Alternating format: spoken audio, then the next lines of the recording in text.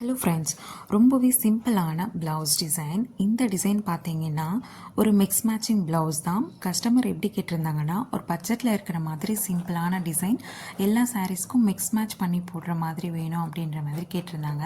என்கிட்ட நிறைய பேர் இந்த மாதிரி கேட்குறாங்க. ஸோ நான் என்ன சொல்ல வரேன்னா, நம்மளால் எல்லா சாரீஸ்க்கும் ஆரி ஒர்க் பண்ணி போட முடியாது தான். ஒரு சிம்பிளான ஒர்க்கை வந்து ஒரு டார்க் கலரில் நம்ம டிசைன் பண்ணி போடும்போது மோஸ்ட்லி சில சாரீஸ்க்கு வந்து அதை மிக்ஸ் மேட்ச் பண்ணி போடுற மாதிரி தான் இருக்கும். லைக் எந்த மாதிரி கலர்ஸில் நம்ம ஒர்க் பண்ணுறது நல்லாயிருக்கும்னு பார்த்தீங்கன்னா, dark maroon colour, green colour, red colour, violet colour, golden colour, இதில் பார்த்தீங்கன்னா நம்ம ஒரு சிம்பிளான ஒர்க் பண்ணி வச்சுக்கிட்டோன்னா மோஸ்ட்லி சில சாரீஸ்க்கு அதை மிக்ஸ் மேட்ச் பண்ணி போடுற மாதிரி இருக்கும்.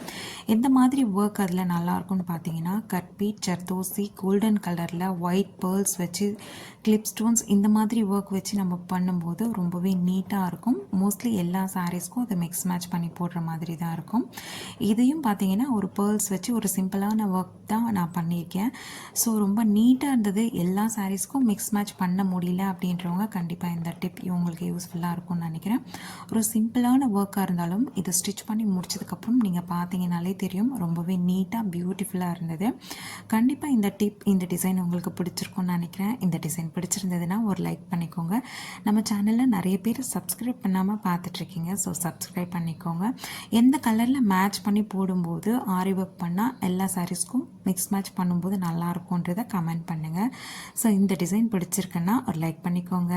தேங்க்ஸ் ஃபார் வாட்சிங்.